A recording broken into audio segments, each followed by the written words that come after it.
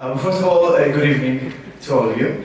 My name is Yoseph Haddad. I am 33 years old, although I look younger than no birthday for me, but my hair is still good, so I'm in a good position. I was born in Haifa. 2 years later, we moved to Nazareth, the biggest Arabic city in Israel. And we moved because my father is a priest, so we had to move to the community that he was managing in a village called Yafa. In Hebrew, it's Yafia. It's a very close village to Nazareth. So we moved there, and close to Nazareth, you have a city like Nazareth Elite, Migdal HaEmek, Afula, which they are mostly a Jewish city. So I had an opportunity to have Arab Muslim friends, Arab Christians like me, and Jewish friends and Druze. So I got the whole cake. I mean, everybody was my friend, and I was happy that I have friends. So that's amazing. And through the years, I found that I really like my country. And when my Jewish friends, came to the age of 17 and a half, they got the duty order for the IDF, and I didn't get it. So before I tell you what happens, I want to explain to you a little bit about the communities that there's in Israel. So in Israel, I'm sure that most of you know that the Jewish people and the Druze are obligated to draft to the army at the age of 18. But the Arabs, the Muslims, and the Christians are not. So if they want to volunteer, if they want to draft the army, they needed to talk to the army and tell them, hey, we want to volunteer to the army. So that's exactly what I did. I called them and I asked them to volunteer. The reason why I did that is because I felt that I needed to defend my country, I felt that I needed to serve my country, and I felt that it's my duty to give back and to do that. But there's one point in a significant point in my life that I said I am doing the right thing, and unfortunately it was a sad point in my life, because it was on the 4th of October 2003. A suicide bomber came into the Maximum restaurant in Haifa, and damn terrorist, she blew the restaurant and killed 17 civilians. 4 of them were Arabs, Israeli Arabs. So I thought to myself, I'm not defending Israel or the Jewish state or the Jewish people. I'm defending all Israelis. And by defending all Israelis, it's me as a Christian Arab, it's Lorraine Druze, it's Jewish, it's Muslims, Bedouin, and Cherkess. And I'm defending Israelis, and we're all Israelis. So I was definitely sure of my step. And when I volunteered to the army, I said to them, I want to be in Golani Brigade. By the way, the best brigade in the IDF, just so you know. and so when they called me, when I called the army, they said, listen, this is the army. You cannot ask for something and expect to get it. I mean, come on. I said, well, I don't have to draft them. So 3 days later, they said, okay, if everything is okay, you will be in Golani, and I'm happy to tell you I am Golanchik. That's how we say that. So I drafted to Golani, and through the years, I also did a commander course in the army, and it was very funny because they say that apartheid in Israel, and they say there's, funny that I'm a commander, Arab Israeli commander on a Jewish soldier, so in the IDF. So I mean, come on, are you kidding me? Apartheid. So after that, I continued my services, and usually when you serve, it's 3 years that you need to give.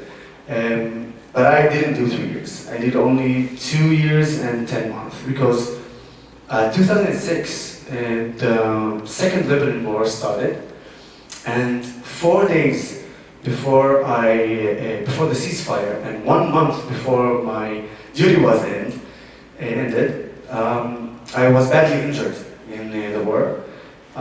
It was on the 10th of August when me and my crew were in a shelter in Binchbil. It's a village in south of Lebanon.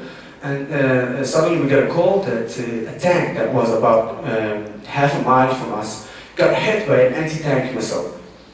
So my mission was with my crew to go and rescue the tank crew. I'm happy to say that we did that. We took them from there and managed to rescue them. And but it took us a little bit more than we thought. And then the sun came, so we had a light, a daylight.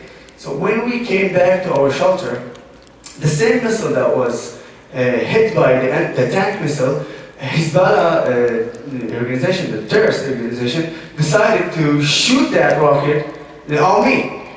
Obviously, they didn't hit me, otherwise I would be like in 2,000 pieces, but I will tell you exactly how many pieces I stayed. Not one, but eventually what happened is they actually see, because they took a photo from the airplane, and you see like a black dot coming closer to me, and just passing my back, hitting a wall was very next to me, close to me. From the explosion, I flew in the air and landed on my stomach, and I understand that I was injured. I understand that I got injured. I got injured in my face. I felt the heat of the blood. I felt that I'm in pain. I'm in hurt. But while I am on the ground, I kept just thinking about one thing, and that's what I'm gonna say to my mom now. I mean, come on. So that's the only thing that I was concerned about. So I turn on my back and I see that my leg is next to me and not attached to my body. So if you're asking why I'm moving, because I like the feeling of moving, and I'm gonna keep doing that. And you're gonna keep moving your eyes with me. So my crew rescued me in a really fast way. And another funny fact, while they're rescuing me to the chopper, they put me like on their shoulders and start running towards the checkpoint where the chopper was waiting, and rockets and bullets flying above us, and I don't know why, but I started singing, and I sung, "Don't worry, be happy." And while I'm singing that, my soldiers are singing that with me, and we are just like running from the bullets, and we said, "Don't worry, be happy." And I'm happy to tell you that until today, in my unit, on the flag there is this quote, "Don't worry, be happy." So it's really nice.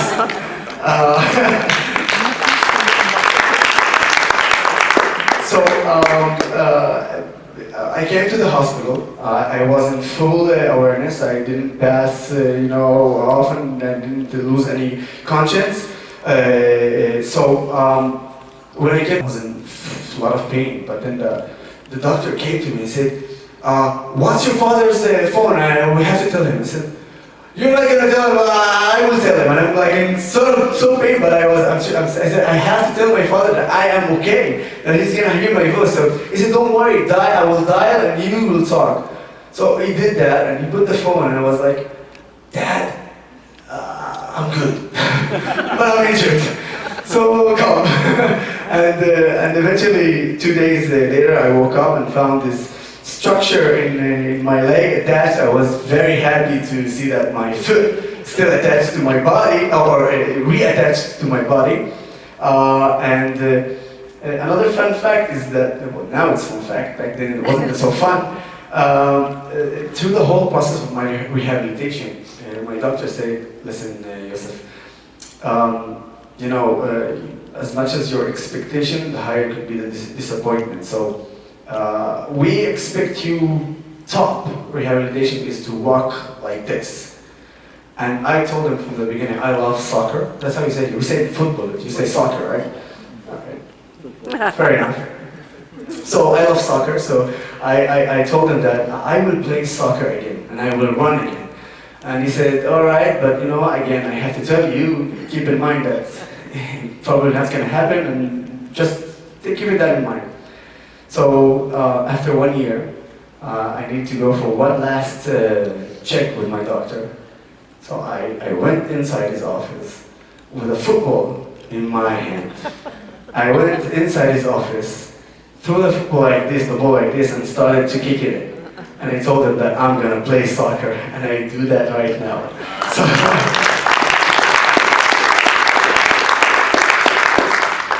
thank you. So this was a very unique place in my life, and from that point I knew that I am going to do something back to my country because they took care of me, and because I love my country. But as you see, I was planning to go to South America, and God planned something else for me. So I decided to focus a little bit on me in the years after the injury, and I traveled the world. I've went to a lot of places, but in those times, I always know when I come back, and I will give more to the people, to the society, and to my country. So a year ago, I started my public life, and we founded an organization that called Together, Vouch for Each Other. My organization is, the whole process of my organization is to bring the Arab society closer to the Israeli society. And when I'm talking about the Arab society, it's all the Arab society. 1.8 million Arabs, Israeli Arabs, who lives inside Israel, Muslims, Christians, Druze, Bedouin, Cherkess, all of the Arab society, and our organization is actually, in the Knesset there is a political party called the Joint List. And the Joint List, they call themselves the leaders of the Arab society. Well, they're not. They're doing everything besides leading the Arab society.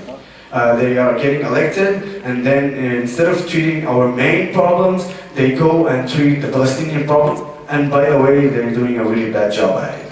So, so eventually we founded this organization so we can actually to be a contra to their political party, and to say that we want to be part of Israel.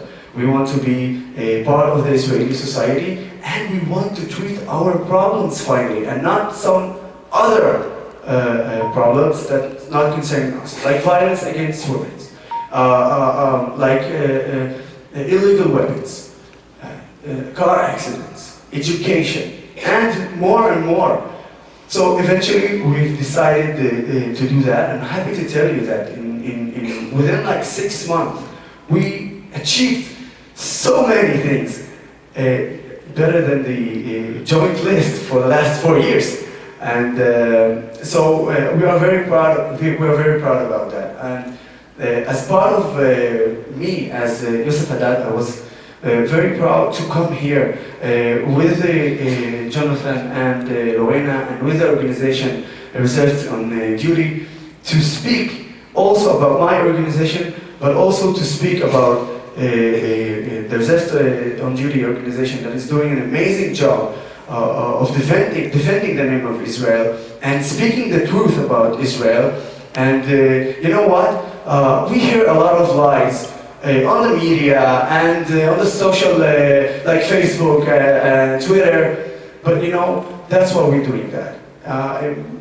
Before we started, a person came to me and said, what if only one person came and just, hear you, but not, just one person?